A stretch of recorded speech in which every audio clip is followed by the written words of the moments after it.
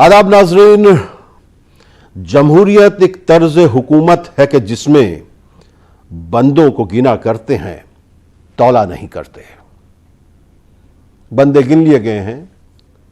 जम्मू कश्मीर में retired justice Ranjana Desai की क़यादत में 3 रुकनी जो हदबंदी कमीशन था उसने अपनी रिपोर्ट दे दी है। इसके मुताबिक 7 सीटें जो हैं असेंबली की बढ़ाई गई हैं, जिसमें 6 जम्मू में हैं और 1 कुपवाड़ा कश्मीर में है। जैसा कि उम्मीद थी, कमीशन की रिपोर्ट को लेकर मुख्तलिफ शोबों से मुख्तलिफ तबसरे मिल रहे हैं और हर पॉलिटिकल पार्टी का अपने वोटर को ध्यान में रखते हुए तबसरा सामने आ रहा है। हम गौर करना चाहते हैं कि आखिर हदबंदी की क्या हद होनी चाहिए। क्या यह हदबंदी कमीशन की रिपोर्ट बेहद है या हद में है, या तमाम हदबंदी कमीशन ने तमाम जो वोटर्स हैं उनका ख्याल रखा है। मुख्तलिफ कबाइल हैं, मुख्तलिफ मज़ाहिब के लोग हैं, मुख्तलिफ खित्ते हैं, उनका ख्याल रखा गया है। पहली बार ऐसा हुआ है कि जो 5 पार्लिमानी कॉन्स्टिट्यूंसीज हैं उनमें सबको बराबर 18 असेंबली सेगमेंट्स दिए गए हैं।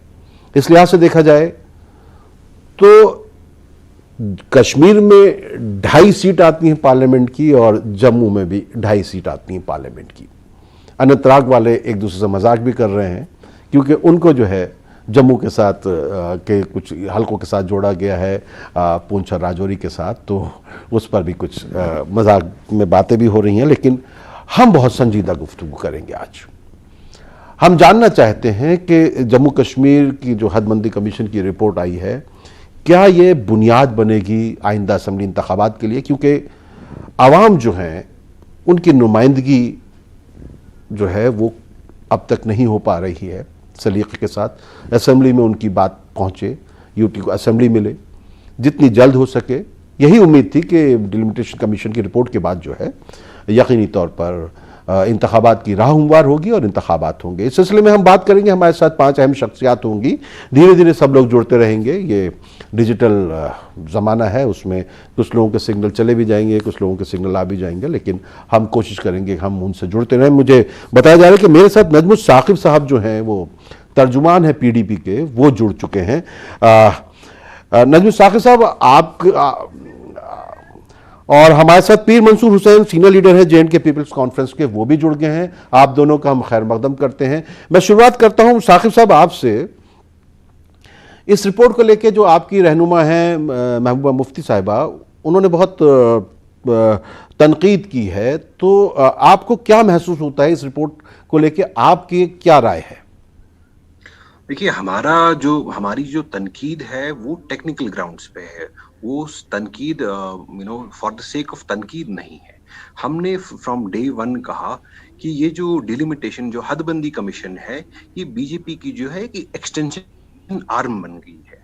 हालांकि हकीकत ये थी कि इसको एक कॉन्स्टिट्यूशनल प्रोप्राइटी के अंडर काम करना था, एक कॉन्स्टिट्यूशनल जो स्कीम ऑफ थिंग्स है उसके तहत काम करना था। बट हो ये रहा था कि हमें जो डिलिमिटेशन कमीशन के डेट्स, बीजेपी के जो प्रेसिडेंट यहाँ पे जे&के हैं, उनसे डेट्स पता चलते थे कि इनकी मीटिंग कब थी। एक पॉइंट। दूसरा पॉइंट, हमने जो टेक्निकल ग्राउंड्स पे इस डिलिमिटेशन कमीशन को फ्रॉम डे 1 फार्सिकल कहा, एक मजाक कहा, एक फरेब कहा। उसकी वजूहात ये थी कि अगर मुल्क में कहीं डिलिमिटेशन कमीशन नहीं हुआ तो जम्मू कश्मीर को आज सिंगल आउट क्यों करा जा रहा है, और अगर डिलिमिटेशन करना ही था तो वो जो यहाँ पे जब स्टेट बहाल होती तो यहाँ की इलेक्टेड रिप्रेजेंटेटिव्स और उनकी जो बॉडी यहाँ पे बनती असेंबली, वहां पे सारे जो नुमाइंदे, जम्मू कश्मीर के लोगों के नुमाइंदे, वो तय करते कि हदबंदी कमीशन कब होनी है और किस जो है। नज़ीम साहब, तो क्या आपका कहना यह कि 2026 में जब मुल्क में तमाम पूरे मुल्क में डिलिमिटेशन की जो है प्रोसेस होगा, उस दौरान तक जो है 4 साल और जो है यहाँ पे एलजी का दौर रहे? नहीं, एलजी का दौर नहीं। मेरे कहने का मतलब ये है, जब यहाँ के लोगों को, तब तो हम इसीलिए तो हम डिमांड कर रहे हैं कि जल्द से जल्द यहाँ पे जम्मू कश्मीर में इलेक्शन हो, लोगों के नुमाइंदे हो, स्टेट की बहाली हो, और जो हमसे छीना गया अगस्त 5 को हमने, क्योंकि ये जो है इसके सोर्स जो इसका फाउंटेन हेड, एक तरफ से अगर आपने देखा जब ऑल पार्टीज मीटिंग होगी तो बहुत सारे लीडर्स ने कहा कि आप 370 और 35A के बारे में क्यों बात कर रहे हैं, क्योंकि ये तो सब जुडिस है। और आज हम वही कह रहे हैं कि अगर मामला सुप्रीम कोर्ट में पेंडिंग है 370 का, 35A का, तो आप contours of Jammu and Kashmir कैसे चेंज कर रहे हैं, basic structure of Jammu and Kashmir कैसे चेंज कर रहे हैं। और हमने इसीलिए कहा कि बीजेपी जो भारतीय जनता पार्टी है वो अपने सियासी मफादात के लिए मुल्क के मफादात को नुकसान पहुंचाना चाह रही है, और उसने जो है उनको दाव पे लगा दिया। क्योंकि बीजेपी के जो उनकी जो सामने जो रिपोर्ट्स, अपनी जो असेसमेंट्स है, उनसे ये बिल्कुल वाज़ेह भारतीय जनता पार्टी को हो रहा है जम्मू के लोग उनसे नाला है। जो लोगों को उन्होंने वादे किए थे कि 370-35 से हटाने के बाद जम्मू में जो है एक तरक्की का माहौल जो है फिर से शुरू होगा और लोगों को नौकरियां मिलेगी, रोजगार मिलेगा, वहां पे तरक्की होगी, हो कुछ नहीं रहा है। हकीकत यह है कि जम्मू की जो सारी माइंस है वो बाहर के लोगों ने जो है वो खरीदी हुई है, जम्मू के जो सारे कॉन्ट्रैक्ट्स है वो बाहर के लोगों ने खरीदे। तो इस वजह से भारतीय जनता पार्टी जो है वो रूल्स ऑफ द गेम को चेंज करना चाह रही है। देखिए, एक होता है कि आप और मैं अभी बात कर रहे हैं तो एक रूल ऑफ द गेम जो है वो सेट है। आपका जो डिफाइंड आपका पर्सपेक्टिव है और मेरा डिफाइंड, हम उस पर बात करेंगे। बट भारतीय जनता पार्टी को जब ये लगा कि लोग नाला हैं तो उन्होंने जो गेम के जो रूल्स है वही चेंज कर दिए।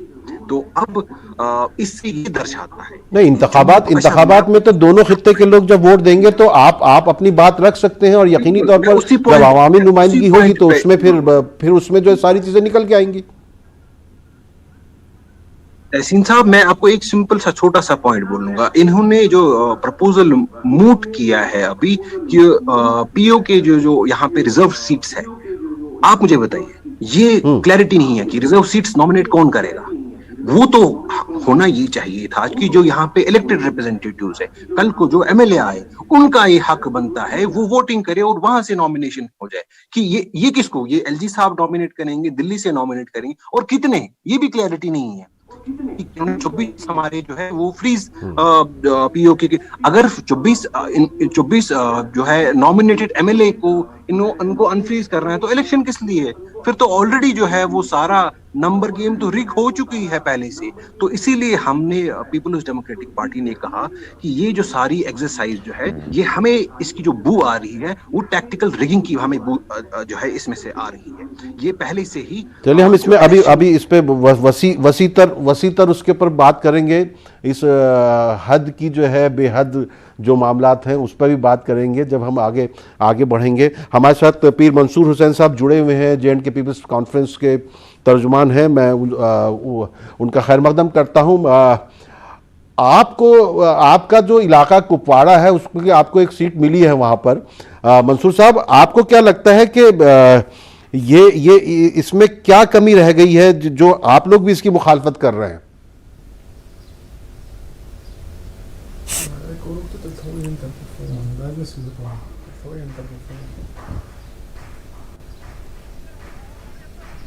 पीर मंसूर साहब आपको मेरी आवाज पहुंच रही है?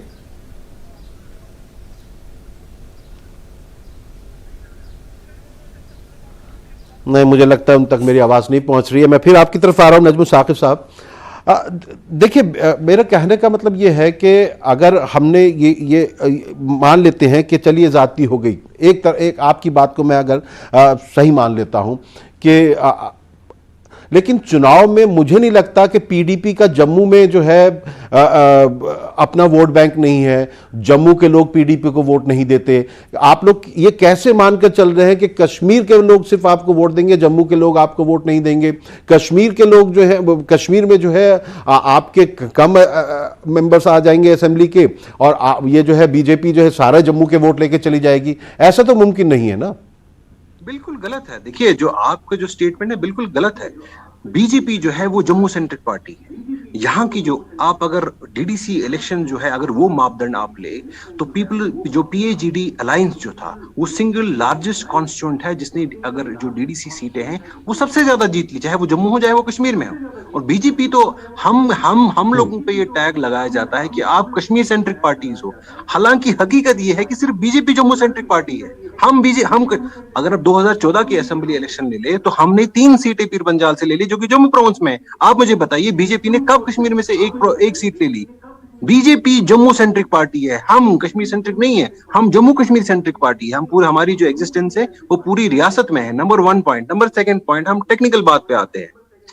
हकीकत ये है कि जम्मू, अगर आप देखें रेशो, आप देखें, अगर जो आपने स्टार्टिंग में इंट्रो में कहा आपके प्रोग्राम में कि जमहूरियत में जो है बंदे गिने जाते हैं, तोले नहीं जाते हैं, आज बिल्कुल सरासर वही नाइंसाफी जम्मू खास तौर पर कश्मीर के लोगों के साथ हुई है। कश्मीर के लोगों को तोला गया है तराजू में, और तराजू का जो निकला जो है इक्वेशन जो निकली है कि कश्मीर के 1.3 इंसान जम्मू के 1 इंसान के बराबर है। गोया कि एक जम्मू का इंसान कश्मीर के 1.3 इंसानों के बराबर है। अगर मैं इसको छोटे नंबर्स में लेके आ जाऊं, मंसूर साहब को भी शामिल कर लेता हूं मैं। नजमुल साकिब साहब एक बार हमारे साथ जुड़ गए हैं, पीर मंसूर हुसैन साहब। मेरे ख्याल से मंसूर साहब, आपने सुना जो नजमुल साकिब साहब ने भी कहा, और एक ये मैंने अखबारात की रिपोर्ट में भी पढ़ा कि लोग कह रहे हैं कि जो कश्मीर को एक सीट दी गई है वो कुपवाड़ा है, वो तो आपका अपना इलाका है, तो और आप बीजेपी के साथ रहे हैं, फिर भी आपकी तरफ से तो बहुत शदीद रद्द अमल आया है इस रिपोर्ट को लेके, इसकी वजह क्या है? देखिए, एक तो हवा में बातें करना है। मैं साउथ कश्मीर से ताल्लुक़ रखता हूँ। मैं तो हल्का इंतखाब शांगस मेरा, मतलब साउथ कश्मीर में उस हल्का इंतखाब के 4 हिस्से किए गए। उस आबादी का 51,000 पॉपुलेशन मटन तहसील के साथ जोड़ दी गई, 33,000 आबादी अनंतनाग प्रॉपर के साथ जोड़ दी गई, 31,000 अनंतनाग वेस्ट काजीगुंड के साथ जोड़ दी गई, और 25,000 आबादी का एसटी वो लारनू के साथ जोड़ दी गई। तो आप क्या बात कर रहे हैं? हम खफा नहीं होंगे तो क्या होंगे? ये तो सरासर जम्मू कश्मीर के लोगों के साथ ज्यादती है।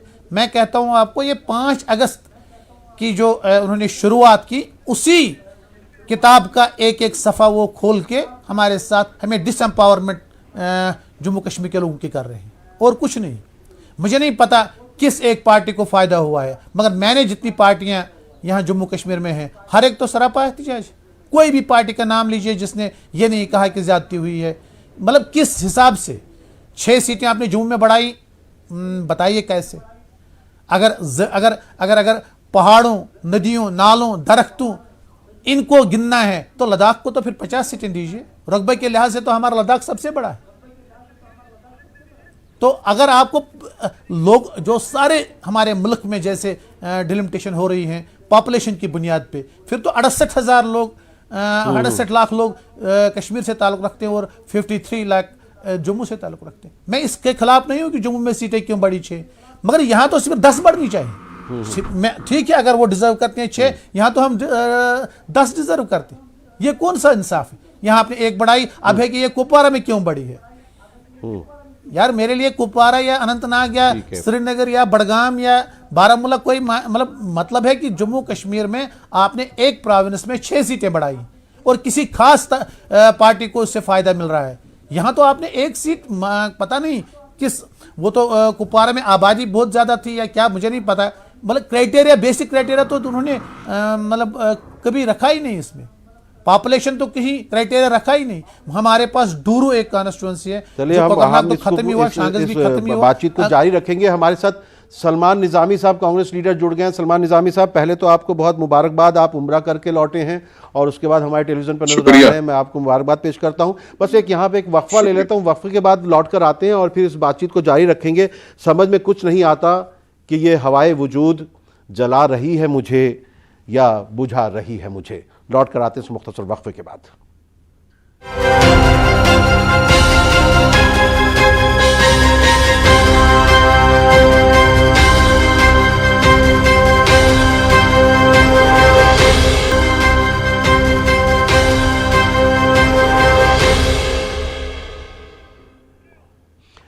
हद बंदी की हद, इस ख़ास मुबाहिसे में आपका एक बार फिर खैर मकदम है। हमारे साथ अभी फ़िलहाल 3 अहम शख्सियात जुड़ी हुई हैं और हम बाकी को भी जोड़ने की कोशिश कर रहे हैं। जो आईने से मिला, आईने पे झुंझलाया, किसी ने अपनी कमी की तरफ नहीं देखा। सलमान निज़ामी साहब, आपका मैंने खैर मकदम किया था ब्रेक से पहले, और मैं जानना चाहता हूं कि आपकी क्या राय है इस हदबंदी को लेकर। देखिए तहसीन साहब, मुझसे ज्यादा तजुर्बा आपको है जम्मू कश्मीर का, क्योंकि आप काफी सीनियर सहाफी हैं, और आप भी अपने दिल पे हाथ रख के बताएं कि क्या ये सही इंसाफ हुआ है जम्मू कश्मीर की आवाम के साथ। बिल्कुल नहीं होगा, क्योंकि जिस तरीके से मुझे एज ए सहाफी में बोलूं या सियासतदान बोलूं कि जो तजुर्बा है, वो मुझे लगता है एक मजहब की बुनियाद पे इन्होंने सीट की शेयरिंग की। देखिए डिलिमिटेशन जो है वो पहले रुतबे के हिसाब से किया जाता है, पॉपुलेशन के हिसाब से किया जाता है, और उसमें अभी टाइम था। अभी इन्होंने क्यों ये फैसला ले लिया? चलिए, हम भी चाहते थे कि इलेक्शन जल्द से जल्द हो, जम्मू कश्मीर में अमन आए और हुकूमत बने वहां, तो तरक्याती काम जो है फिर से वहां शुरू हो। लेकिन जिस तरीके से आप देखिए पुंछ राजौरी को अनंतनाग के साथ जोड़ा है, आप मुझे बताइए कि जम्मू कश्मीर में ज्यादातर पहाड़ी इलाके हैं, तो अनंतनाग का एक जो वोटर होगा वो एक सांसद से मिलने के लिए कहां से पहले जम्मू पहुंचेगा, फिर पुंछ जाएगा। तो एक गरीब इंसान जो है वो कैसे अपने सांसद से मिलेगा, कैसे वो अपने काम करवाएगा? ऐसे ही आप चिनाब वैली में देखिए, चलिए आपने जम्मू में सीटें बढ़ाई, लेकिन कैसे बढ़ाई? आपने एक कोने को काटा और दूसरे कोने में जोड़ दिया। अब बर्फ के इलाके में आप देखिए 6-6 महीने रोड ब्लॉक होता है, अभी मुगल रोड 6 महीने ब्लॉक होता है। कैसे वहां के लोग जाएंगे सांसद से मिलने या विधायक से मिलने? तो ये एक इनकी मंशा थी कि हम जहां जहां हिंदू पॉपुलेशन है वहां हम सीट सेव कर देंगे बीजेपी के लिए। लेकिन मुझे नहीं लगता कि जम्मू कश्मीर की खूबसूरती जो है वो चाहे हिंदू हो, मुसलमान हो, सिख हो, ईसाई हो, बेशक आप मजहब की बुनियाद पे बाहर कई रियासतों पे इलेक्शन जीत भी गए, लेकिन जम्मू कश्मीर में ऐसा नहीं होगा।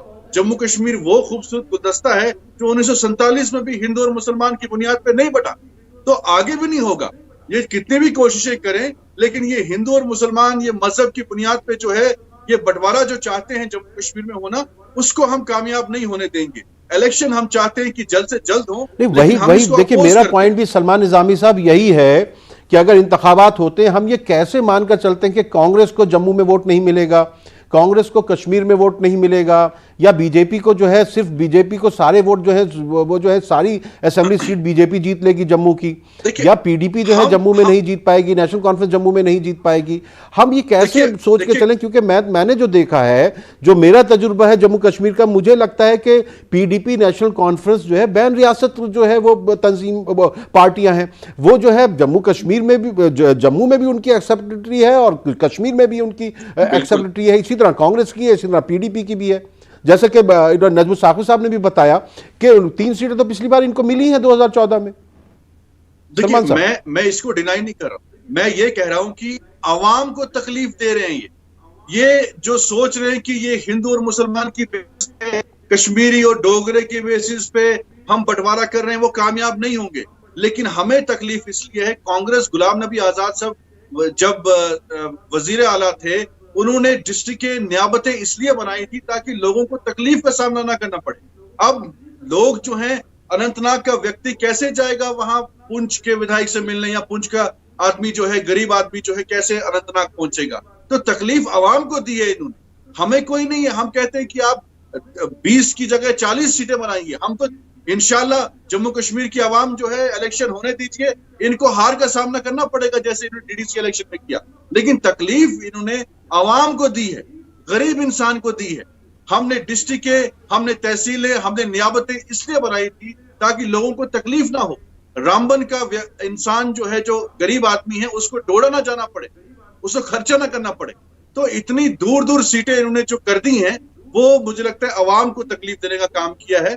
और एक मंशा इनकी ये है कि हम हिंदू और मुसलमानों के बीच में डिवीजन करें, कश्मीर में सीटें ना दें और जम्मू में ज्यादा सीटें दें, और वहां जहां हिंदू पॉपुलेशन ज्यादा है ताकि बीजेपी को फायदा हो। लेकिन आपने देखा कि जम्मू में कांग्रेस इस वक्त जो है, मुझे लगता है कि जिस तरह के गुलाम नबी आजाद साहब ने जम्मू कश्मीर के दौरे किए, तो आपने देखा लोगों का हुजूम, चाहे हिंदू एरिया हो चाहे मुसलमान एरिया हो, वहां उनका हुजूम था।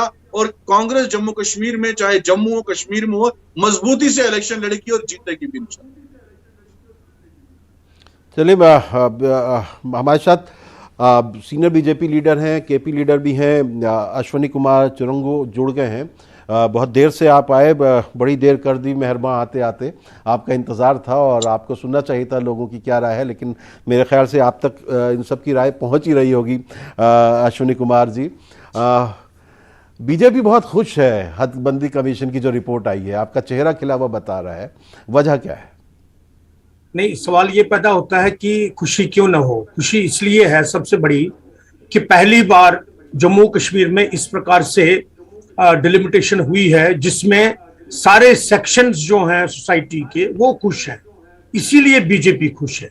बीजेपी को खुश होने का कारण और कोई नहीं है। देखिए, आज तक जो भी डिलिमिटेशन हुई, चाहे वो 1952 में हुई, 51-52 में हुई, चाहे 75 में हुई या उसके बाद में 95 में हुई, उसमें हमेशा एक चीज सामने आई थी और वो ये था कि जम्मू खित्ते के साथ भेदभाव होता था। और जो यहाँ पर कुछ ऐसे सेक्शंस हैं जैसे कश्मीरी पंडित कम्युनिटी है, उन्होंने भी भेदभाव के विषय जो हैं सामने रखे थे। ये पहली बार हुआ है कि सभी के जितने भी सेक्शंस हैं, चाहे वो शेड्यूल कास्ट हैं, चाहे वो शेड्यूल ट्राइब है, चाहे वो पहाड़ी हैं, चाहे वो पाक ऑक्यूपाइड कश्मीर के लोग हैं या कश्मीर के विस्थापित समाज, कश्मीर का विस्थापित समाज है, सबका ध्यान रखा गया है। और जो रिकमेंडेशंस आई हैं फॉर कश्मीरी पंडित्स ऑल्सो, जो उनका समाज है विस्थापित समाज, जो उसके लिए रिकमेंडेशंस आई हैं, it's a historic thing that has happened. अब सरकार ने उसके लिए नोटिफिकेशन लानी पड़ेगी, या तो पार्लियामेंट में एक लॉ पास करना पड़ेगा, यानी अमेंडमेंट करनी पड़ेगी कॉन्स्टिट्यूशन में, दोनों में से कोई तरीका। अब सरकार के पाले में ये सारा मामला जो है वो आ गया है, जिन्होंने इस डिलिमिटेशन की रिपोर्ट को अमली जामा पहनाना होगा। और हम डिलिमिटेशन कमीशन का बड़ा शुक्रिया अदा करते हैं इस बात के लिए भी कि उन्होंने बहुत ही स्टडी की, रिसर्च की, ऑब्जर्व किया और उसके बाद में सोल्यूशन सामने रखे। और अब हम मानते हैं कि जो रिजर्वेशन और उसके अलावा 90 सीटों के अलावा जो नॉमिनेशन की बात की गई है, हम उसमें कश्मीरी पंडित समाज के लिए, विस्थापित समाज के लिए 5 सीट्स के लिए हमने बात की है, जिसमें कश्मीर का सिख समाज भी शामिल हो और एक महिला भी शामिल हो। उसके अलावा पाक ऑक्यूपाइड पार्ट के जितने भी हमारे पास रेफ्यूजीज रहते हैं यहाँ पर, उनके लिए भी 3 सीट कम से कम हो। ये हमारा सरकार को आग्रह रहेगा और हम मानते हैं कि सरकार इस पर जरूर बड़े अच्छे ढंग से विचार विमर्श करेगी और एक नोटिफिकेशन आने वाले समय में इस पर आएगा और पार्लियामेंट में पास होगा। चलिए, यही जो है तशवीश भी जो है जो रियासत की पार्टियां हैं उनको है। नजमुल साकिब साहब, आप इस पर कुछ कहना चाहते थे?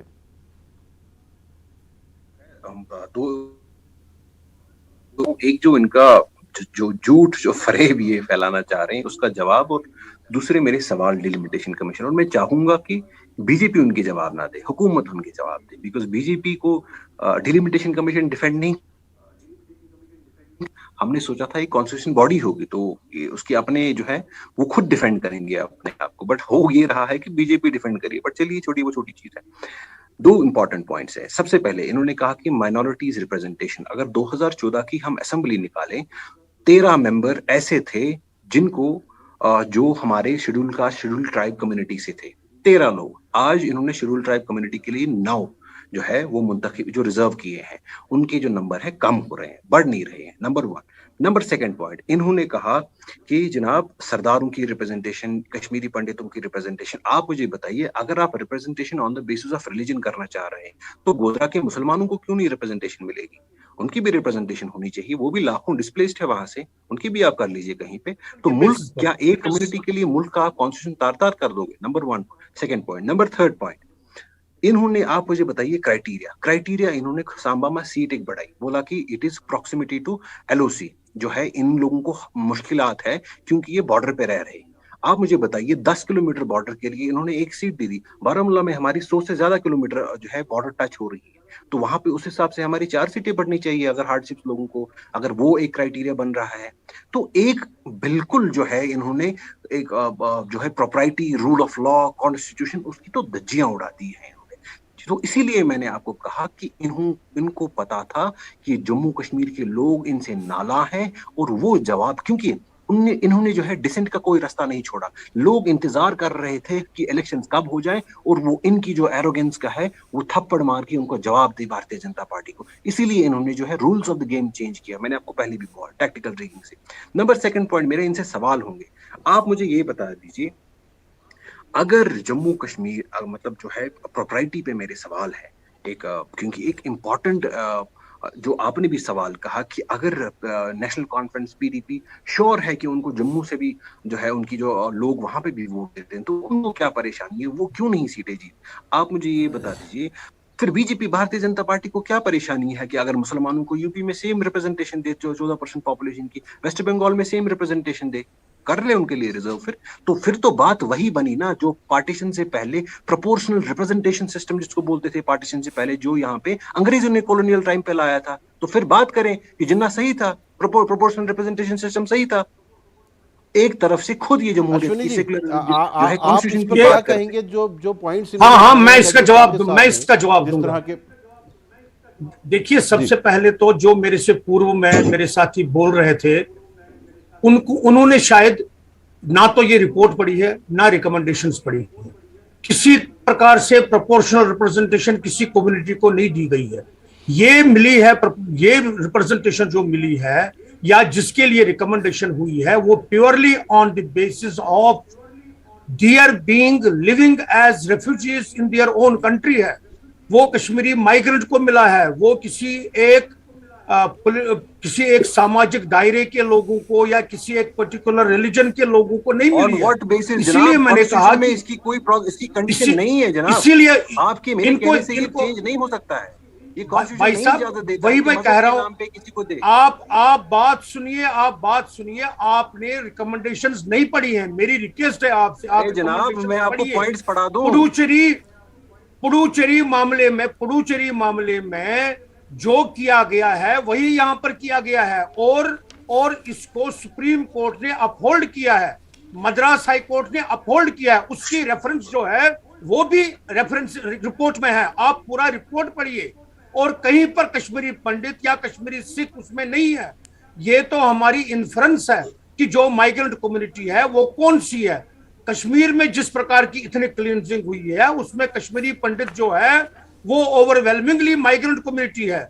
अदरवाइज कहीं पर इन्होंने किसी एक पर्टिकुलर कम्युनिटी के नाम से, रिलीजन के नाम से, कास्ट के नाम से कोई सिफारिश नहीं की है। इसलिए साहब आपका मैं तहे दिल से शुक्रिया अदा करना चाहता हूं कि आपने क्लैरिफिकेशन दी, क्योंकि मैं इसी पॉइंट पे आने वाला था कि 90s में जो माइग्रेशन हुई वो सिर्फ कश्मीरी पंडितों की नहीं हुई, वो कश्मीरी मुस्लिम्स की हुई। और ऑन व्हाट बेसिस अगर आप डिस्प्लेस कम्युनिटी टर्म यूज करेंगे तो कश्मीरी पंडितों के लिए सिलेक्टिवली आप उसको अप्लाई कैसे करेंगे? नहीं, मैं नहीं कहता, मैं तो कह ही नहीं रहा हूं, मैं कह रहा हूं ओवरवेलमिंगली उस वक्त। आप जो आज देखिए 99% जो है माइग्रेंट कम्युनिटी में किया है, हमारे लिए रिजर्वेशन सीटें की हैं। मैं खुश हूं कि आपने उसकी खुद वजाहत की कि हमारे लिए रिजर्वेशन नहीं है। और भारतीय जनता पार्टी जो झूठ बोल रही है कि हम कश्मीरी पंडितों के हमदर्द हैं, जिन्होंने कुछ नहीं किया कश्मीरी पंडितों के लिए। अगर कश्मीरी पंडितों के लिए कॉलोनियां बनी वो मुफ्ती साहब ने बनाई। अगर कश्मीरी पंडितों के लिए नौकरियां दी वो मनमोहन सिंह साहब ने, जब वो प्राइम मिनिस्टर थे, नौकरियां दी यहाँ पे। तब आपने क्या किया उनको? आप पहले ये बात सुनिए कि जो आपने, आप पहले एक बात सुनिए, नहीं एक बात पहले आप सुनिए। बॉन्ड्स बनने के लिए आपने वो बॉन्ड फिर से तोड़ दिए। यू फर्स्ट लिसन आप सुनने की, आप नहीं, हमें लग रहा है कि हम शायद भटक न जाए। मुझे लगता है अश्विनी जी हम शायद भटक न जाए। हम हदबंदी कमीशन पर ही बात कर लेते हैं जरा, क्योंकि इस पर तो बहुत बहसें हो चुकी है। कश्मीरी माइग्रेंट्स को लेके, कश्मीरी पंडितों को लेके, कश्मीर फाइल्स को लेके बहुत बहसें हो चुकी हैं। हम हदबंदी कमीशन की हद पर गौर करना चाहते हैं। मंसूर साहब मैं आपको इसमें शामिल करना चाहता हूं।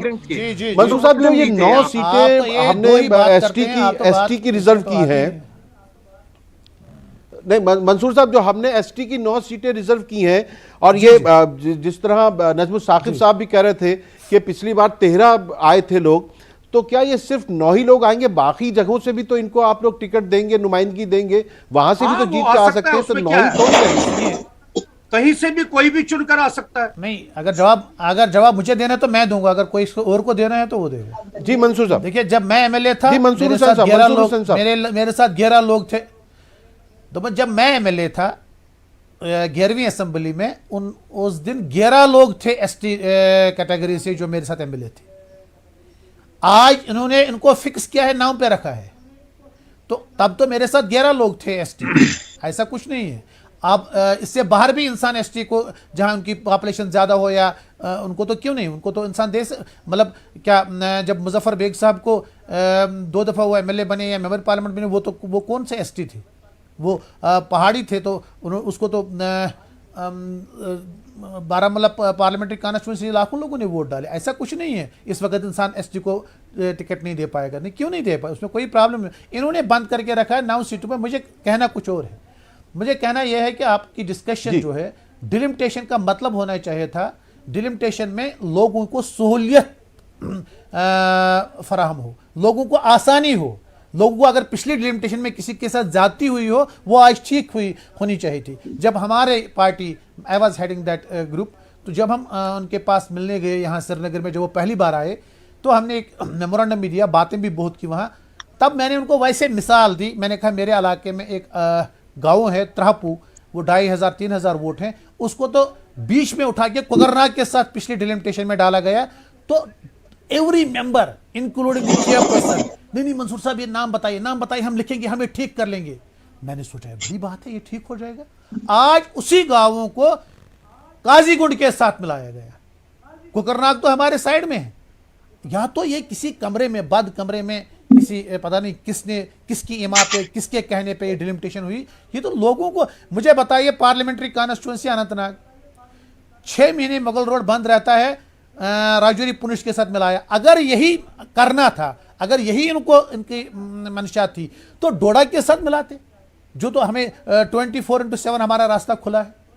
कम से कम उन लोगों को तो एक, मतलब डोडा की पार्लियामेंट्री कॉन्स्टिट्यूंसी और अनंतनाग, हम तो एक दो मतलब साथ, राजौरी पुरुष तो हमारे साथ बहुत दूर है।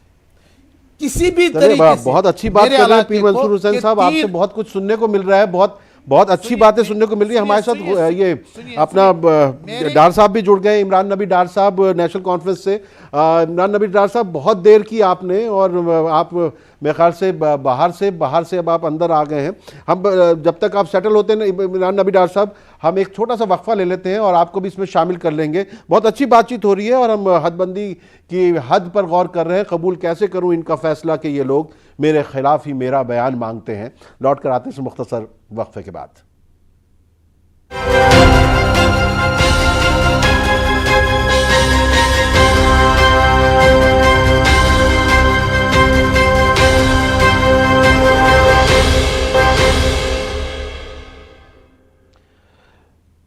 तुम्हारे पांव के नीचे कोई ज़मीन नहीं, कमाल ये है कि फिर भी तुम्हें यकीन नहीं।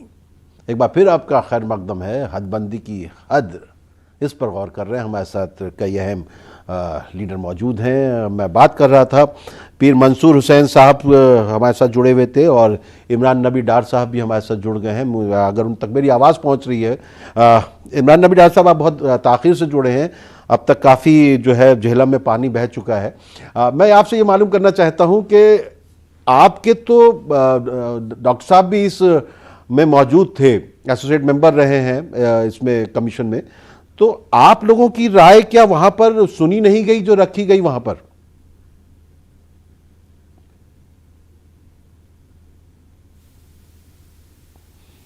मेरे ख्याल से मुझे लग रहा है मेरी आवाज पहुंच रही है इमरान नबी साहब।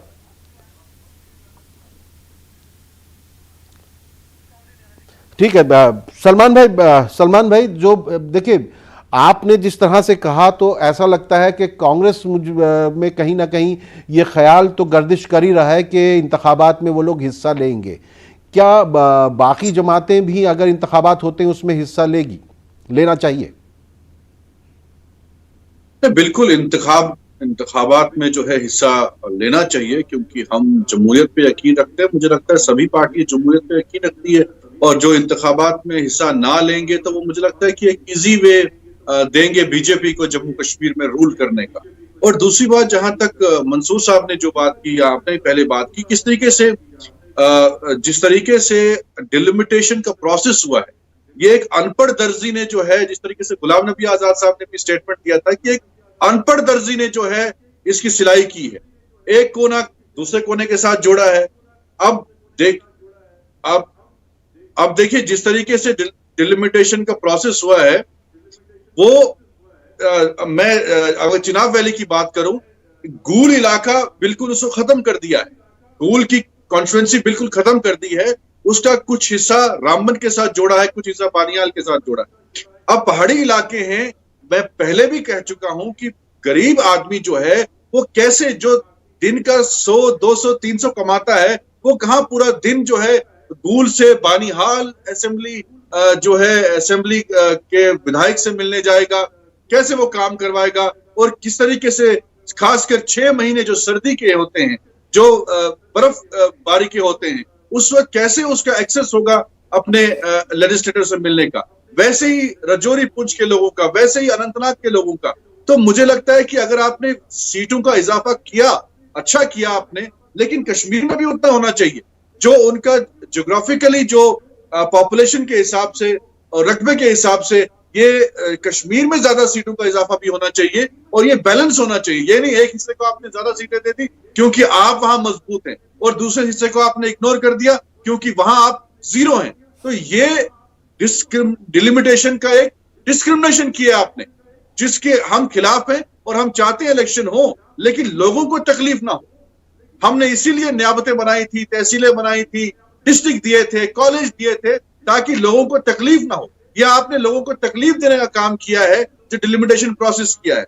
एटलीस्ट उसमें जम्मू कश्मीर के कुछ एमपीज को कॉन्फ्रेंस में लेके सलाह मशवरा किया जाना चाहिए था, एक्स चीफ मिनिस्टर्स को कॉन्फ्रेंस में लेके सलाह मशवरा किया जाना चाहिए था, लेजिस्लेटर्स को, एमपीज को। इन्होंने किसी को पूछा नहीं, सिर्फ सुना, लेकिन जो करना था इन्होंने खुद की।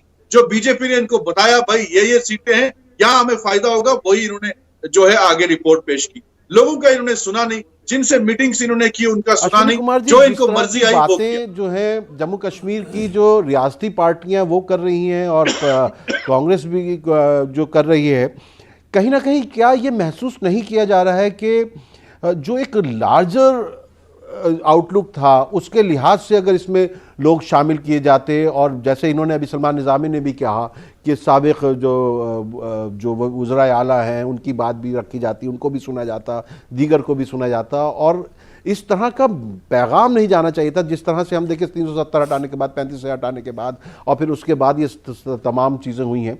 तो उसमें हम एक ऐसा पैगाम देने में क्या उलझन का शिकार हुए हैं कि जो है ये हदबंदी की जो रिपोर्ट है कमीशन की, इसमें कहीं ना कहीं तवाज़ुन जो है बरकरार नहीं रह पाया है, बैलेंस नहीं है। क्या ये जो लोग कह रहे हैं वो सही है? अश्विनी जी देखिए दो बातें हमने समझनी पड़ेंगी। आज तक इससे पहले 3 बार हदबंदी हुई है और उस समय भी जो सरकारें थी उन्होंने जो कानून वहां उस समय था उसके हिसाब से। अब ये दूसरी बात है कि किसने उसके बाद में क्या रद्द-ए-अमल अपना पेश किया, लेकिन उन्होंने डिलिमिटेशन की उस वक्त, अपोजिशन को सुना, उस वक्त का कानून था। जब गुलाम नबी आजाद बड़ी इंपॉर्टेंट किया, और दूसरी बात देखिए ये जो बीच में बात कर रहे हैं इसका मतलब ये है कि ये बात सुनना नहीं चाहते, केवल अपनी बात करना चाहते। नहीं, आप मिसलीड मत करिए। दूसरी बात, मैं मिसलीड नहीं कर रहा हूं, मिसलीड देखिए, मिसलीड मैं नहीं कर रहा हूं। जब गुलाम नबी आजाद साहब ने इनिशिएटिव लिया था, कांग्रेस ने किया, अपोजिशन ने अपोज किया था, उन्होंने आगे नहीं बढ़े, उन्होंने आगे नहीं बढ़े, कांग्रेस ने किया। आपने क्या किया 6 सालों में? आज तक आपने क्या किया मुझे बताइए ना, कितना रोजगार दिया? नहीं देखिए हमने किया है, सलमान निज़ामी साहब, जैसे हमने भी अपने दिल्ली वगैरह में जिस तरह के हदबंदी कमीशन की जब होता है, जो डिलिमिटेशन वगैरह होते हैं असेंबली सीट्स वगैरह को लेके, पार्लियामेंट सीट्स को लेके, तो हमेशा यही जो पार्टी रूलिंग होती है और जो पार्टी अपोजिशन में होती है उनका यही कहना होता है कि इन्होंने जो है अपने हिसाब से जो है सीटें डिसाइड कर ली, अपने हिसाब से वोटर डिसाइड कर लिए, इस तरीके से इन्होंने बांट लिया है। तो यकीनी तौर पर रही हैं जो इन्होंने अपने समय में किया है। इनकी एक्सपीरियंसेस, इनका अनुभव ये है कभी नहीं कि जो हमने, किसी जो भी उन्होंने उस वक्त रूलिंग किया पार्टी वही ने वो कह रहे पीछे हैं। अपोजिशन को इग्नोर उन्होंने नहीं किया। उन्होंने चलिए सुनिए gerrymandering सुनिए, हमने एक बार मैं gerrymandering इमरान नबी रिपोर्ट डार साहब को की, शामिल कर लूं ताकि उन्होंने तबाह मेरा ये किया था सारे। 5 लोग जो है इसमें की पूरे सारी हो जाएं। constituencies। इमरान नबी डार साहब, आपको मेरी आवाज आ रही है क्या?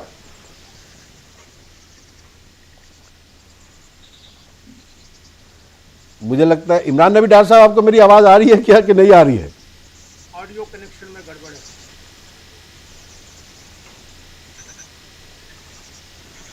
जी जी, तहसीन बोल रहा हूँ। हम लोग हदबंदी की हद पर बात कर रहे हैं। मेरे साथ 4 और अहम शख्सियात मौजूद हैं। अश्वनी कुमार बीजेपी से हैं, कांग्रेस लीडर हैं सलमान निज़ामी साहब, हमारे साथ मंसूर हुसैन साहब भी हैं और नजमुल साकिब साहब भी हैं, और सब जो हैं अपनी अपनी बात रख चुके हैं। और मैं आपके साथ जुड़ना चाहता था इमरान नबी डार साहब, और अब आपका फ्रेम भी बहुत अच्छा बन गया है। देखिए, मैंने ये सवाल आपसे पूछा था, अब तक मेरी आवाज़ नहीं पहुंची थी, कि आपके तो 3 मेंबर ऑफ पार्लियामेंट इसमें थे, तो क्या आप लोगों की बात नहीं सुनी गई है इसमें?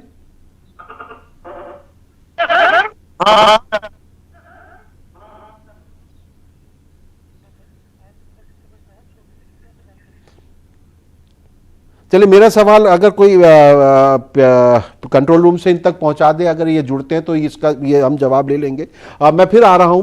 नजमुल साकिब साहब, आप देखिए, जो सलमान निज़ामी ने कहा, अगर हुकूमत जो ये इनकी रिपोर्ट है इसको इसी अंदाज से लेती है और यही रहता है, तो क्या जम्मू कश्मीर रियासत की जो पार्टियां हैं वो इंतखाबात में हिस्सा लेंगी, और क्या एक होकर लड़ेंगी? अगर आपको लगता है कि जम्मू रीजन में तो बीजेपी ने इस तरह से सारा मामला किए हैं कि उनको ज़्यादा सीटें मिल जाएं और आप लोगों को ना मिल पाए, तो क्या आप लोग एक होकर लड़ेंगे?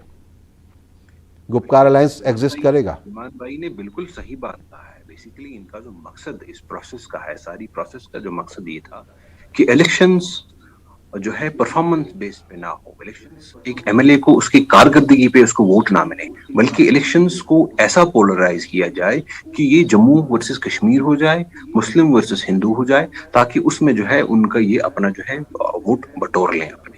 सलमान भाई ने बिल्कुल सही कहा है, और अगर आप इस पॉइंट पे जितना भी हम स्ट्रेस करें वो कम है। दूसरा पॉइंट, आप मुझे बताइए, जमहूरियत के निजाम से, देखिए इनकी जो सारी प्रोसेस हम लोगों के लिए है, जो जैसे मैंने स्टार्टिंग में कहा कि हम जिस तरीके से इस प्रोसेस को देखते हैं कि इन्होंने इलेक्शन से पहले ही रिगिंग कर ली। एक होता है कि एक टाइम होता है कभी जो पुराने जमाने में तो इलेक्शंस के बाद रिगिंग की जाती थी।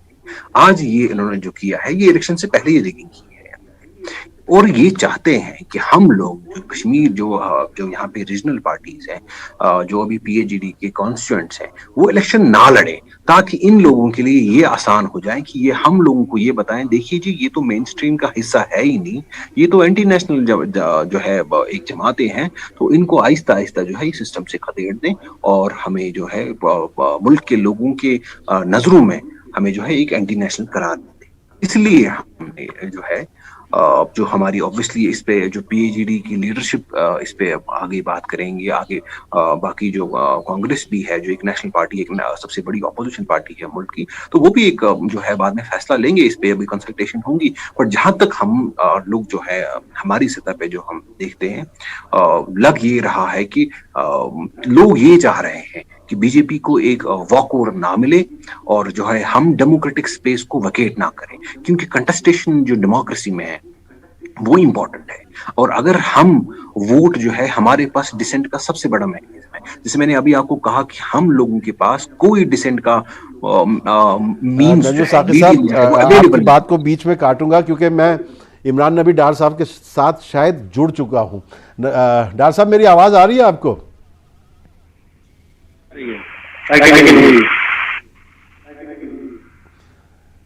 हाँ, तो फाइनली आपके साथ जुड़ गया।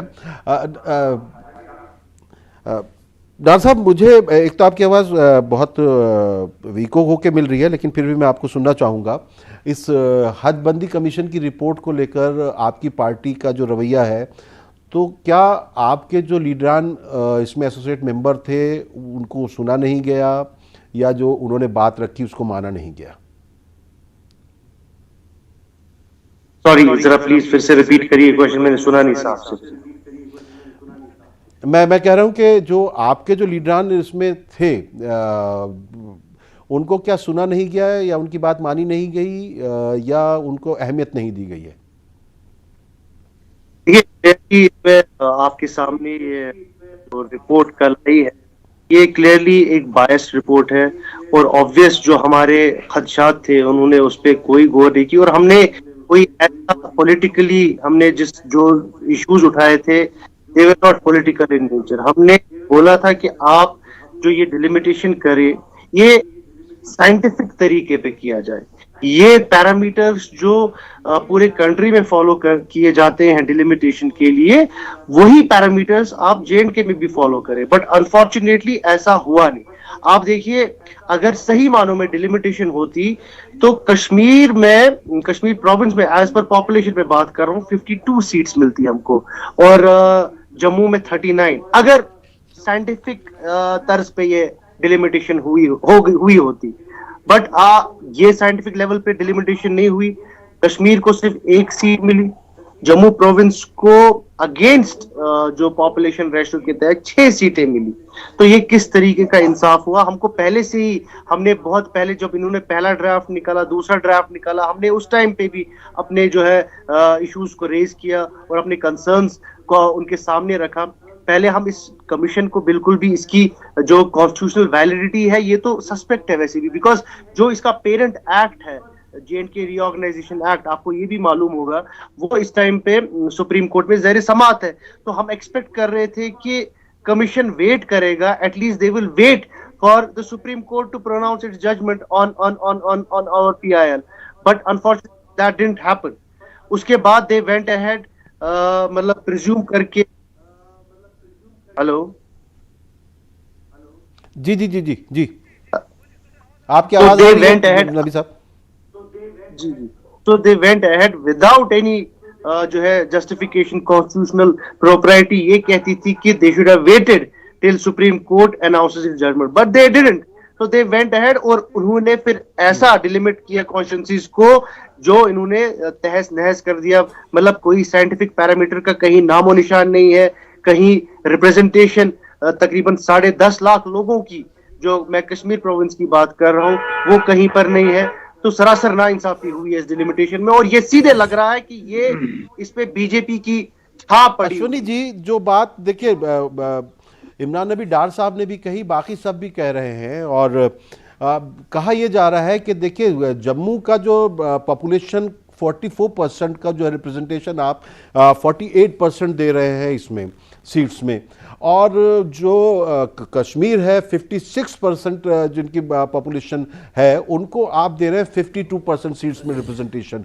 तो ये जो इम्बैलेंस्ड वो कहा जा रहा है, क्या आपको नहीं लगता कि इसको दूर किया जाना चाहिए? देखिए, डिलिमिटेशन कमीशन की तरफ से तो मैं बोल नहीं रहा हूं, लेकिन मैं ये सामने रखना चाहता हूं कि देखिए ये बात जो है, आवाम की नुमाइंदगी तो कर रहे हैं ना, आपकी पार्टी कश्मीर की, इसीलिए मैं ये बात सामने रख रहा हूं, मैं उस लिहाज से आपसे पूछ रहा हूं कि जहां जम्मू 26,000 स्क्वायर किलोमीटर्स है, वहां कश्मीर केवल 16,000 स्क्वायर किलोमीटर्स है।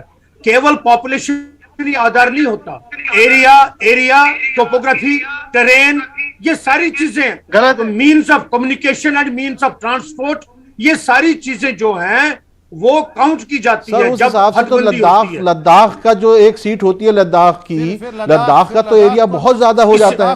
हाँ, इस तरह तो इसीलिए तो वहां पर 4 सीटें बनाई गई। बंदों को गिना करते हैं, पहले वहां केवल 2 सीटें थी, अब वहां 4 सीटें हैं, इसीलिए तो 4 सीटें कर दी गई थी, इसीलिए इसी बिना पर वहां 4 सीटें कर दी गई। उस हिसाब से देखा जाए, population is not the only criteria. Moreover, population is not the only criteria of delimitation. There are so many criteria of delimitation. उन सबको ध्यान में रख करके एक proportionately क्या ठीक रहता है वो delimitation commission ने किया है, and this is my opinion. मैंने काफी रिसर्च की है, काफी इसमें मेरी ऑब्जर्वेशंस हैं, और वो सबसे बड़ी ये है कि जितने भी उनके पास delimitation commission के पास अर्जदाश्त आए हैं, जितने भी उनके पास मेमोरेंडम आए हैं, उन्होंने उनका ठीक प्रकार से अध्ययन किया है। मैंने पूरा रिपोर्ट पढ़ा है, और पूरे रिपोर्ट में जो रिकमेंडेशंस हैं उनका पैरामीटर देखा है। I have gone through whole hog this report and I am of this understanding and believe. Doctor साहब, मैं आप क्योंकि आप बहुत कम बोले हैं, मैं आपको एक बार फिर और शामिल करता हूं इसमें। डॉक्टर साहब, क्या आपको नहीं लगता कि जम्मू कश्मीर की जितनी पार्टीज हैं जो कश्मीर रीजन को ज्यादा रिप्रेजेंट करते हैं, जो लोग कहते हैं कि कश्मीर की पार्टियां हैं, क्या आपको नहीं लगता कि पीडीपी, एनसी, पीसी और दीगर जो हैं वो एक साथ आकर जो है इंतखाबात में हिस्सा लें, ताकि अगर आपको लगता है कहीं आपके वोट बढ़ जाएंगे, आप लोग जो हैं आपको वो उस तरह का रिप्रेजेंटेशन नहीं मिल पाएगा ताकि आप लोग हुकूमत बना सकें कश्मीर के लोग, तो क्या आपको लगता है कि सबको एक आना हो, एक प्लेटफॉर्म पर आना होगा? देखिए, सबसे पहले आपको ये बात समझ लेनी चाहिए कि Jammu Kashmir national conference Kashmir based party नहीं है। ये पूरे रिप्रेजेंट करती है पीर पंजाल को, ये रिप्रेजेंट करती है चिनाब को, ये पूरा जो है कश्मीर वैली को रिप्रेजेंट करती है। तो आपको ये दिमाग में रखना चाहिए। और अभी जो डीडीसी ये बात तो मैं शुरू में बोल ही चुका हूं, लेकिन अब आप लोगों को जो खदशा आ रहा है, मैं उसको जहन में रख के कह रहा हूं कि क्या आपको नहीं लगता कि सब एक साथ चुनाव लड़ें? देखिए, वो फैसला जो है वो पार्टी लीडरशिप करेगी। वो आप मुझसे, वो तो पीएचईडी का फैसला है। मैं यहाँ पे नेशनल कॉन्फ्रेंस की रिप्रेजेंटेशन कर रहा हूँ और मैं यही आपको बोल रहा हूँ कि नेशनल कॉन्फ्रेंस पूरे जदोजहद से जो है ये लड़ाई जो है लीगली पीसफुली इस लड़ाई को लड़ेगी। और ये खासकर ये जो झूठ फैलाया जा रहा है, जैसे मुझसे पहले कोई बोल रहे थे कि डिलिमिटेशन जमीन पे होगी, टोपोग्राफी पे होगी। अरे मतलब ये सब चीजें आप आज सारे पढ़े लिखे हैं। मैं सबको गुजारिश करूंगा कि आप गूगल करिए, वहां पर आप देखिए कि बेसिक क्राइटेरिया क्यों आप ढूंढा जाता है, क्यों फिर 2011 की सेंसस को ढूंढा गया, क्यों पॉपुलेशन सेंसस को ढूंढा जाता है। बिकॉज डिलिमिट कॉन्स्टिट्यूएंसीज होती हैं बेस्ड ऑन द सेंसस। ये धोखा दिया जा रहा है लोगों को कि हम टोपोग्राफी पे करेंगे। हम census is not the only criteria. Census is the census is not the only criteria for delimitation. You should go through the report. आप रिपोर्ट पूरा पढ़िए और फिर देखिए। अरे सुन लीजिए, आप मेरी बात सुनिए, मैंने इंटरफेयर नहीं किया। आप पहले जाके पूरे हिंदुस्तान में ये इम्प्लीमेंट करिए। पहले आपको सारे हिंदुस्तान में इम्प्लीमेंट हो चुका है, आपने किया है इम्प्लीमेंट होगा। गिव मी एन एग्जांपल जहां पे टोपोग्राफी में एक एग्जांपल दीजिए ऑन लाइव टेलीविजन। कोई एग्जांपल नहीं है आपके पास। You are misleading. This is a misleading statement. You are lying. You have already. No, I do not take your statement. For the last मेरे ख्याल से मेरे पास वक्त जो है तकरीबन आप डिलिमिटेशन कमीशन है और आज जो है पॉपुलेशन है। Only criteria is the population. There is no criteria of delimitation. ये सरासर नाइंसाफी है कश्मीर के साथ। ये झूठ के पाँव नहीं होते हैं। आप पहले पढ़ कर आइए, कहीं पर हिंदुस्तान में टोपोग्राफी पे डिलिमिटेशन नहीं हुई अभी तक, न कभी होगी। आप पहले रिपोर्ट पढ़िए, आप पहले रिपोर्ट पढ़िए। डोंट मुझे लेक्चर मत करो, आप पहले रिपोर्ट करो। आप पहले रिपोर्ट पढ़कर आइए, सामना करो।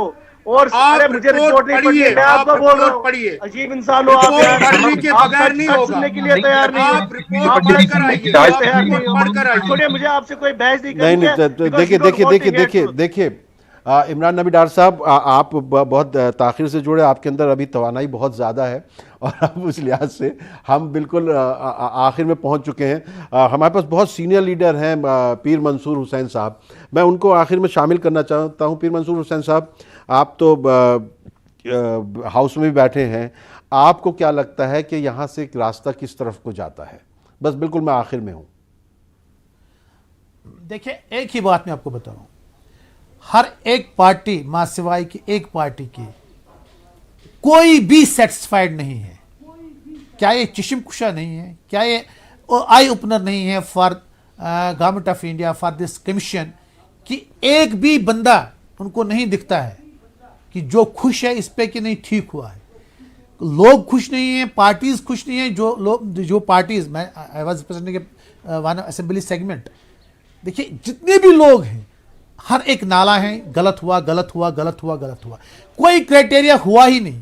देखिए, जो ये अभी साहब बात कर रहे थे बीजेपी की तरफ से, 10 लाख लोगों को आप क्या दे रहे हैं? 10 लाख लोग ज्यादा हैं कश्मीर में जम्मू से, उनको भी दीजिए ना। उनको क्या दे रहे हैं? आप कहते हैं दरख्तों को हमने दिया, दरियाओं को दिया, पहाड़ियों को दिया, दीजिए, मगर इन 10 लाख लोगों को मुझे बताइए आपने क्या दिया? कुछ तो जवाब होगा आपके पास, एक जवाब तो दीजिए।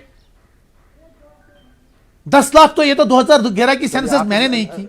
नजम साकिब साहब, आप क्या कहना चाहेंगे आखिर में? बस बहुत वक्त कम है, मेरे पास 30 सेकंड है आपके पास। नजम साकिब साहब 30 सेकंड है।